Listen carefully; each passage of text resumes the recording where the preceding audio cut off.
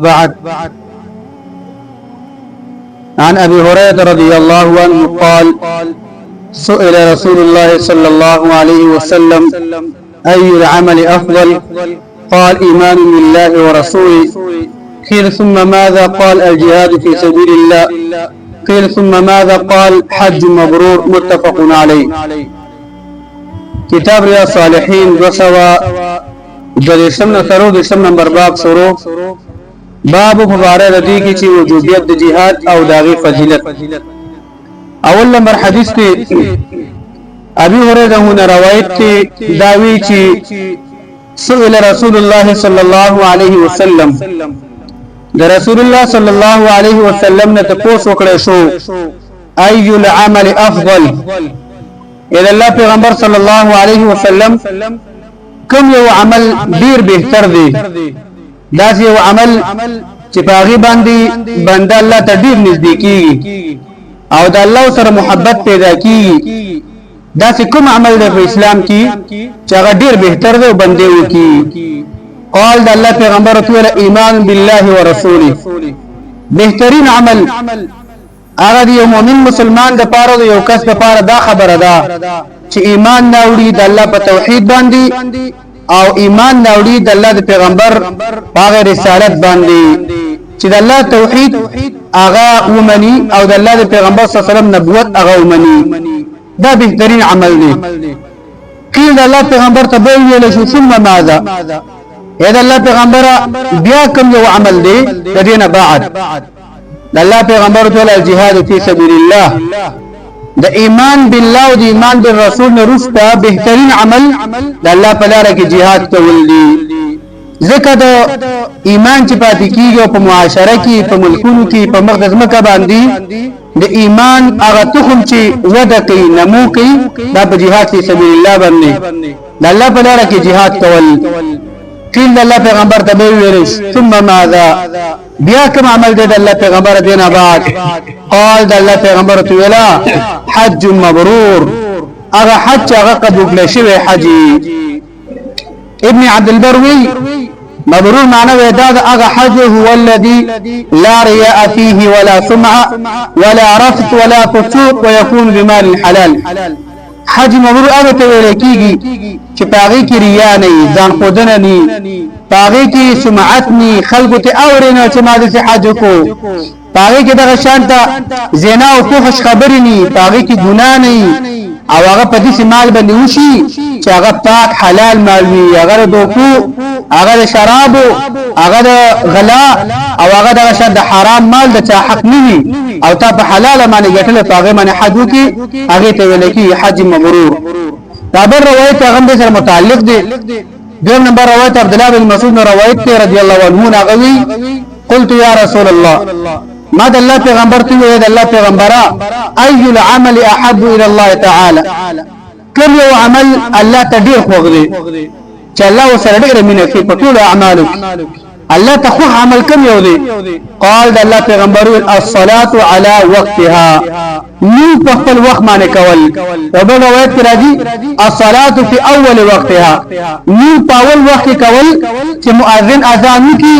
او ته سم د جمعه اذان اورسه او په جماعت سره مونږ کې دا بهترین عمل دی د الله پیغمبر ته ویل. دی عمل سره الله ډیر مینه کوي. قلت ما هو ثم ايو؟ بكم عمل دی د الله پیغمبر د مانځنه رستا بر الوالدين. د الله پیغمبر دغه د مور خپل سره احسان کول نیکی کول دا بهترین عمل دی. او د الله ادب مسوبي به ما هو ثم ايو؟ بكم عمل دی د الله پیغمبر. وقال د الله پیغمبر ول الجهاد في سبيل الله. د الله په لار کې jihad کول او د الله په لار کې د کافرانو سره دغه شان د قتال کول. د دوه روایتونو کې تاسو تقریبا یو شان شوی دی. عمل کم بهتر دی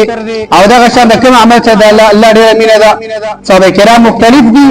او د الله پیغمبر ته جوابونه مختلف ورکړي. یا ته د ایمان بالله ورسوله عمل چې ډیر بهتر دی.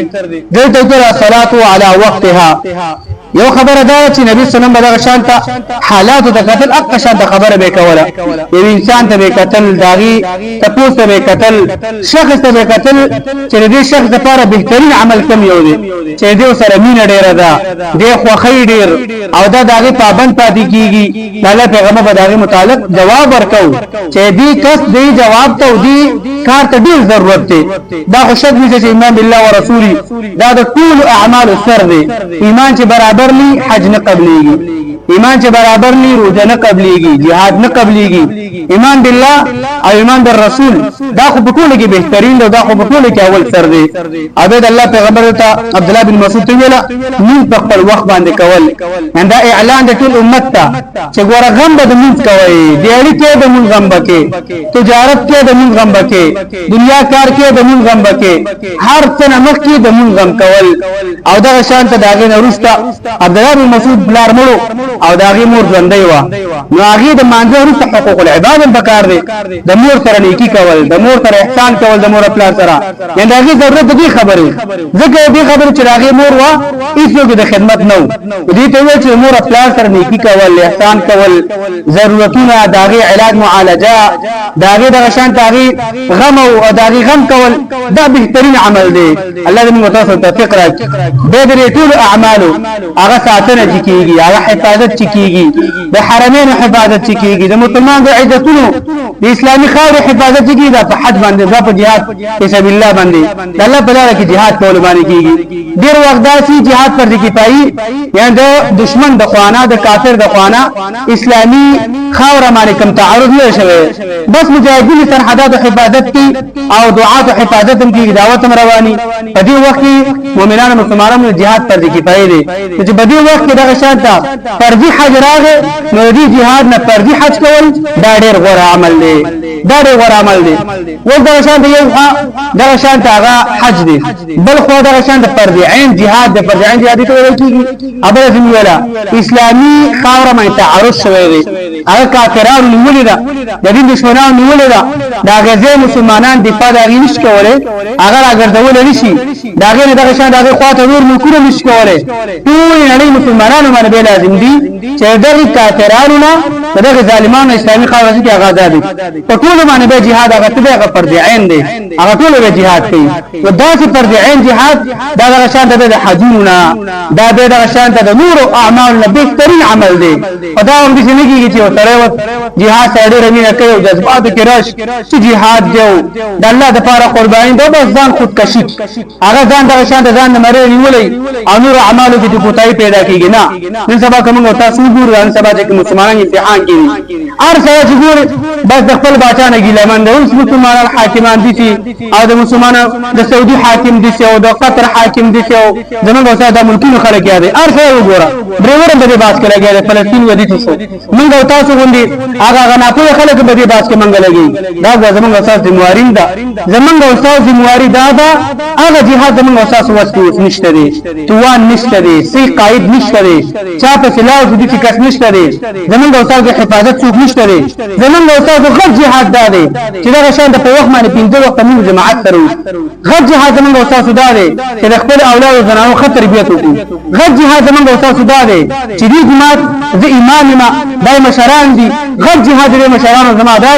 چې دې معاشري اصلاح وکړي دې ځوانانو اصلاح وکړي دا دین درامات کو چې دین رکاوټ واقع کیږي دغه دورانه مقابله وکړو هغه په حکمت سره هغه په زبردستۍ باندې او هغه په خوځجو باندې موږ ته jihad دی دا موږ تاسو نه غوښتل کله چې موږ تاسو په لفظ باندې حاکم شو په لفظ د الله د پاره د شان برابر کو اولادونه برابر کو معاشره برابر کو داغه jihad توفیق هم الله تعالی راکړي دا نه دغه چې امتحان د موږ ته عمل د مدینه دی ما ته عمل خراب دی دغه شان د الله باندې کافر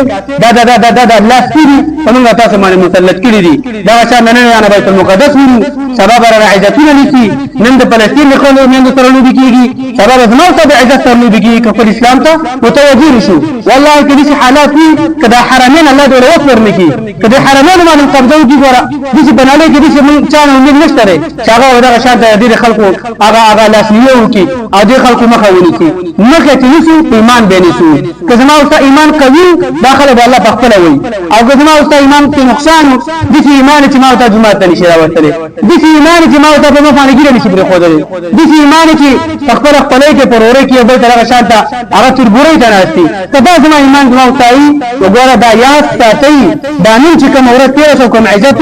سبا دې عزت په دې مکوا